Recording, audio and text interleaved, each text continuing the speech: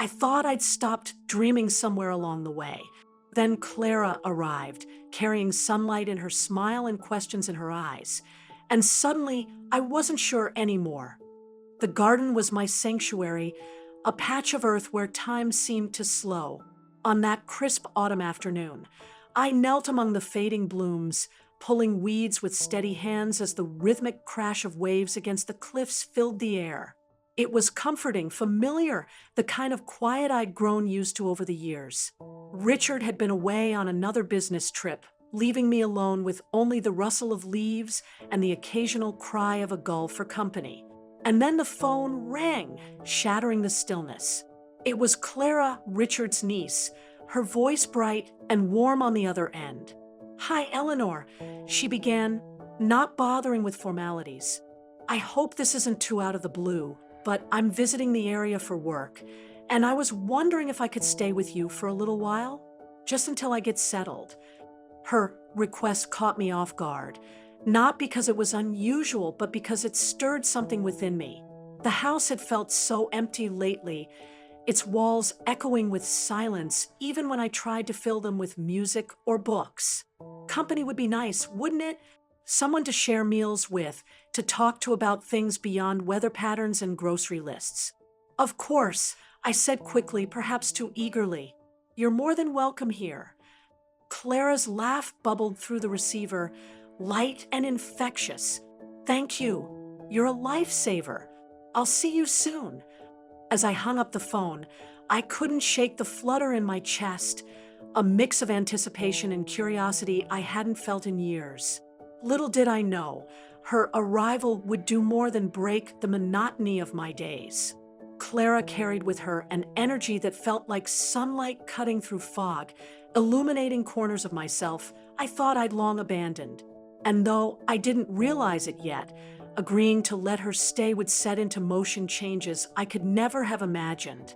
From the moment Clara stepped into the house, it was as if sunlight had poured in through every window, warming corners that had long been cold. Her laughter, bright, unguarded, and infectious, echoed through the halls, filling spaces I didn't realize were empty. She moved with an ease that felt foreign yet inviting, her energy crackling like static electricity in the air. It wasn't just her presence. It was the way she carried herself, with a boldness I envied but couldn't look away from. We spent hours talking, often late into the evening, about everything and nothing, books we loved, art that moved us, places we'd been or dreamed of going. Clara listened intently, nodding at my stories with a kind of admiration that made me feel seen in ways I hadn't in years. "You're so talented," she said one afternoon, holding up a painting I'd tucked away in the attic. "Why don't you show these to anyone?" Her question caught me off guard. It wasn't something I thought about anymore. Life had taught me to tuck those parts of myself away, to prioritize practicality over passion. But Clara stirred something within me, awakening memories of who I used to be before responsibility anchored me here. Back then, I dreamed of traveling, of living freely without constraints. Now, those dreams felt like relics of another life. Yet Clara saw them differently, as possibilities still within reach. "You should paint again," she urged, her eyes alight with conviction. "The world needs more beauty like yours." In turn, Clara seemed captivated by what she called my quiet strength. She admired how I navigated life with grace, even when I felt anything but graceful. Often, she'd compliment not just my artistic talent, but the way I carried myself, the calm demeanor I wore like armor against the chaos of the world. "There's something magnetic about you," she once said, her gaze steady on mine. "Like you know things most people haven't figured out yet." Our connection grew quickly, transcending generational boundaries neither of us anticipated. There was an unspoken understanding between us, a shared language that went beyond words. What started as simple companionship blossomed into something deeper, a bond neither of us could explain but both cherished fiercely. For the first time in years, I found myself looking forward to each day, eager for whatever new spark Clara would bring into my predictable existence. And though part of me wondered where this path might lead, I couldn't deny the joy her presence brought, or the way she made me feel alive again. The evening had been warm, the kind that lingers even as night falls, wrapping the world in a soft hush. Clara and I sat on the porch, sharing a bottle of wine as the waves whispered their eternal song in the distance. Her laughter carried easily on the breeze, mingling with the salty tang of the ocean air. "You've lived by the sea all this time," she mused, tipping her glass toward the horizon. "Have you ever swum under the stars?" I laughed, shaking my head. "Not since I was a girl. It's freezing out there." But Clara wasn't deterred. Her grin widened, mischievous and magnetic. "Come on, Eleanor. Live a little. When's the last time you did something spontaneous?" Her words struck a chord, though I tried to brush them off with a chuckle. "Still," she persisted, coaxing me with playful nudges until finally, reluctantly, I agreed. We grabbed towels and tiptoed down the cliffside path to the beach below, the moonlight casting silver ribbons across the water. Standing at the edge, I hesitated, toes curling against the cold bite of sand. The tide rolled in, dark and endless, beckoning yet daunting. "You first," I teased nervously, but Clara just grinned, pulling me closer. "Together." Then, before I could protest, she took my hand and stepped forward, dragging us both into the icy embrace of the sea. My breath caught as the water enveloped me, sharp and shocking, but exhilarating too. We waded deeper until we were floating, weightless beneath a sky scattered with stars. For a moment, everything else fell away. The house, Richard, the years of quiet obligation, and I felt untethered, free. Clara's laughter rang out, light and unrestrained, blending with the gentle lap of waves around us. She turned to me, her face glowing in the moonlight. "See, you're still capable of magic." It wasn't just the swim, it was the way Clara looked at me, like she saw someone I'd forgotten existed. In that moment, I felt alive in a way I hadn't in years, as though some dormant part of me had awoken with a start. Questions bubbled up, unbidden and unsettling. What else had I let slip away over the years? What desires had I buried so deep I barely recognized them anymore? That night marked the beginning of a shift within me, a crack in the carefully constructed walls I'd built around myself. As we dried off and walked back to the house, shivering but laughing, I couldn't shake the feeling that something inside me had changed. Clara had pushed me over the edge, literally and figuratively, and now there was no going back. Whatever lay ahead, I knew one thing for certain: I didn't want to stop feeling this alive. As Clara and I grew closer, the weight of my emotions became unbearable. On one hand, guilt gnawed at me, sharp, relentless, and suffocating. How could I even entertain thoughts that defied every societal norm, every vow I'd made to Richard? This wasn't just about desire. It was betrayal, plain and simple. Yet, on the other hand, there was Clara, a force of nature who filled spaces within me I hadn't realized were empty. She made me feel seen in ways Richard never had, valued for exactly who I was, not who he expected me to be.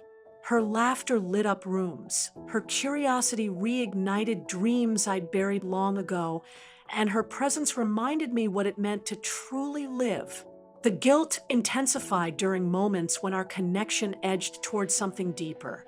A lingering touch as we passed plates at dinner, a knowing glance across the room. Each small gesture carried an unspoken promise neither of us dared to articulate fully.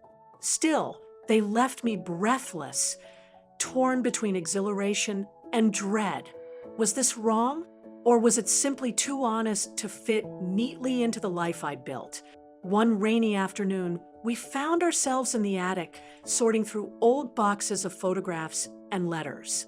The air smelled faintly of dust and cedarwood, the patter of rain against the roof creating a cocoon of quiet intimacy.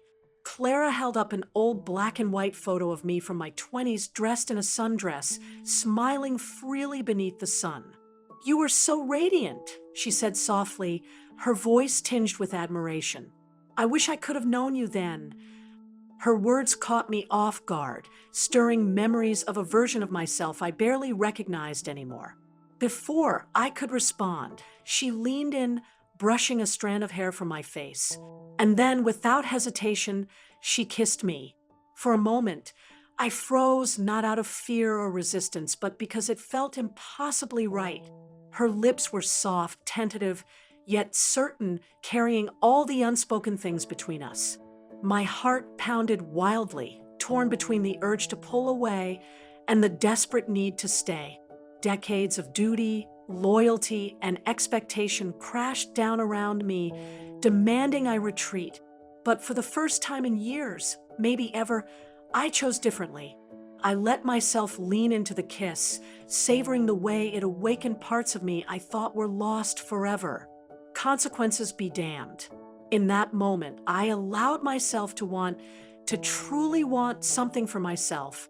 Clara's arms wrapped around me, pulling me closer, grounding me in a way nothing else ever had. It wasn't just passion or rebellion. It was freedom, raw and terrifying and beautiful. For the first time in decades, I felt whole again, and no amount of guilt could convince me to turn back now. Their stolen moments became a fragile rhythm, woven into the fabric of our days like a secret melody only we could hear. Each encounter left me breathless, my heart racing with a mix of exhilaration and dread that I couldn't untangle. Clara had awakened something in me, parts of myself I thought were buried forever beneath years of routine and compromise. Her laughter filled spaces within me that I hadn't realized were empty, her touch igniting a fire I'd long since convinced myself was extinguished. Yet, no matter how alive she made me feel, reality lingered just beyond the edges of our fleeting happiness, a shadow waiting to overtake the light. Clara's visit was temporary. Richard would return soon. The thought weighed heavily on me, pressing down on my chest every time it crossed my mind. How could I possibly maintain two lives? The life I built with Richard, the quiet predictability, the shared history, and this new, intoxicating connection with Clara seemed irreconcilable. Every glance, every whispered word between us felt like walking a tightrope without a net. One misstep, and everything would come crashing down. One evening, as we sat together on the porch, overlooking the ocean, Clara turned to me, her expression uncharacteristically serious. "What happens when I leave?" she asked softly, her voice cutting through the rhythmic crash of waves below. I hesitated, unsure how to answer. What would happen? Could I go back to the way things were before she arrived? Or had she already changed me too much for that? She reached for my hand, her fingers warm against mine. "Stay with me," she said simply, her gaze steady and unwavering. "Leave him. Start over with me." The words hung in the air, heavy and impossible. My throat tightened as I tried to imagine such a future. What kind of life could we even have? I wondered aloud, my voice trembling. Running away from everything I've ever known, Clara leaned closer, her eyes searching mine. "One where you're finally free," she said firmly, as if the answer were obvious. "No more hiding, no more pretending. Just us." Her conviction stirred something deep within me, but it also terrified me. Freedom sounded beautiful, intoxicating even, but at what cost? Abandoning Richard meant abandoning the life I'd spent decades building. It meant leaving behind the comfort of familiarity, however flawed, for the uncertainty of something entirely unknown. And yet the thought of staying, the thought of letting Clara walk away, felt unbearable. That night, I lay awake, staring at the ceiling as guilt and longing warred within me. Clara's presence in my life had been a revelation, a reminder that I was still capable of feeling deeply, passionately, but was I brave enough to embrace it fully? To trade the safety of my marriage for the promise of something uncertain? In the end, I didn't know. All I knew was that Clara had opened a door I couldn't close again, showing me a version of myself I barely recognized but desperately wanted to hold on to. She believed in me, in us, in ways I struggled to believe myself. And though fear held me back, so did hope, a fragile, flickering hope that maybe, just maybe, I deserved the freedom she promised. But as dawn broke over the horizon, casting golden light across the room, I realized the choice wasn't just about Clara or Richard. It was about who I wanted to be for myself, and that decision loomed larger than any other I'd ever faced. As Clara's departure loomed closer, the air between us grew heavier, charged with unspoken words and unresolved emotions. I oscillated between fleeting moments of resolve, imagining a life beyond this house, beyond Richard, and paralyzing doubt that left me questioning everything I thought I wanted. Could I really leave behind the only life I'd ever known?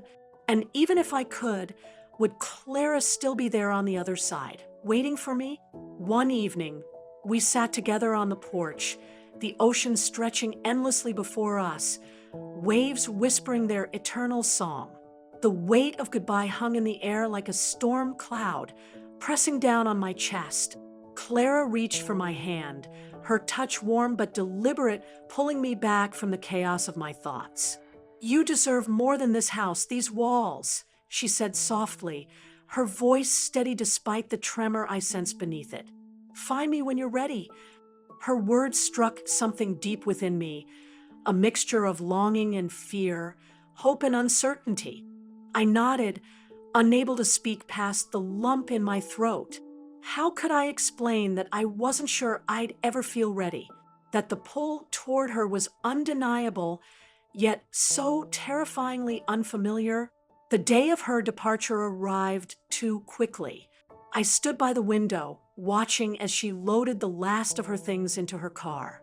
When she turned to say goodbye, her smile was bittersweet, her eyes searching mine for some sign of what might come next.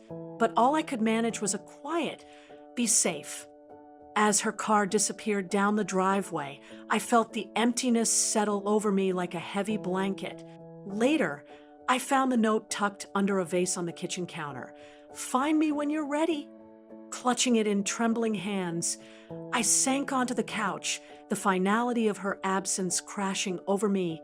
The house felt cavernous now, each creak of the floorboards echoing like a reminder of her laughter, every gust of wind carrying the ghost of her promise.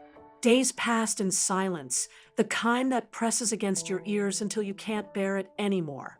I moved through the rooms like a shadow, haunted by memories of Clara, the way she'd leaned against the counter while sipping coffee, the way her hair caught the sunlight streaming through the windows. Even the ocean seemed quieter without her, its rhythm lacking the vibrancy she had brought into my world. Yet, amid the hollowness, there was a strange flicker of hope, a tiny ember refusing to extinguish. Her words lingered in my mind, stubborn and persistent. "Find me when you're ready." Ready for what exactly? For freedom? For love?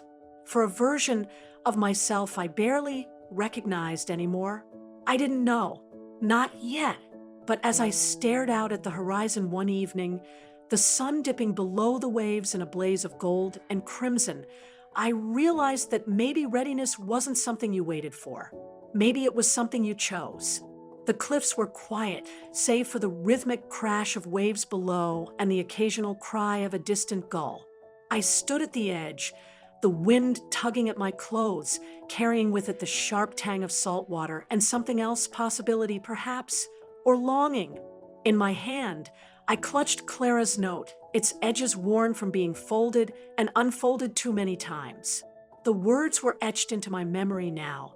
"Find me when you're ready." I closed my eyes, letting the breeze wash over me, and replayed her parting words in my mind. Her voice had been soft but resolute, filled with a hope that felt both beautiful and unbearable. She believed in me, in us, in ways I wasn't sure I could believe myself. But standing here, with the vast expanse of ocean stretching endlessly before me, I allowed myself to imagine what it might mean to take that leap, to leave behind everything familiar, the house, Richard, the life I'd built, and step into something unknown yet intoxicatingly alive. Yet doubt lingered, stubborn and heavy, rooting me to the spot. Was I strong enough to do this? To face the judgment, the uncertainty, the potential heartbreak? Or would fear keep me tethered to the safety of what I knew, even if it meant sacrificing pieces of myself along the way? Softly, almost imperceptibly, I whispered the words aloud. Maybe someday. They hung there, fragile and fleeting, swallowed by the wind as soon as they left my lips. Whether they were a vow or a wish, I couldn't say. Maybe someday I'd find the courage to chase the life Clara offered, a life where I could be free, truly free. Or maybe someday would remain just that, a dream on the horizon, always out of reach. The sun dipped lower, painting the sky in hues of gold and crimson, mirroring the turmoil within me. The future stretched endlessly before me, uncertain and undefined, like the waves crashing against the rocks below. All I knew was that Clara had awakened something in me, a spark, a question that wouldn't fade easily. And though the path ahead was unclear, one thing was certain. I couldn't go back to who I used to be. Not entirely. Whatever happened next, I would carry her with me, the promise of her laughter, her light, her belief in me, as I stepped forward into whatever came next. Throughout this journey, I've wrestled with questions that cut deeper than I ever imagined. Can love exist outside societal norms, or is it inherently destructive when it defies expectations? With Clara, the boundaries of what I thought possible crumbled. Our connection wasn't just rebellion against convention, it was a spark of something raw and real, something that made me feel alive in ways I'd forgotten were possible. Yet every stolen moment carried the weight of judgment, not just from others but from myself. Was this love worth the cost of everything familiar? How do we reconcile our deepest desires with the consequences of pursuing them? That question haunted me late at night when the house was quiet, and all I could hear was the echo of my choices. Choosing Clara meant stepping away from safety, from vows I once believed defined me. But staying with Richard would have meant sacrificing pieces of myself I wasn't ready to lose. The tension between what I wanted and what I owed others felt like walking a tightrope without a net. Rebuilding my identity after decades of living for others has been messy, painful, and uncertain. It's not just about moving forward. It's about facing the person I became along the way. There are days when shame lingers, whispering doubts about whether I'm worthy of happiness. But there are also moments when I see glimpses of redemption, not through perfection, but through courage. Courage to live authentically, even if it means facing uncertainty and judgment. This story isn't one of tidy resolutions or clear moral victories. It's an exploration of transformation, of learning to embrace imperfection while holding space for both regret and hope. Sometimes the greatest act of bravery isn't finding all the answers, it's choosing to keep going even when you don't.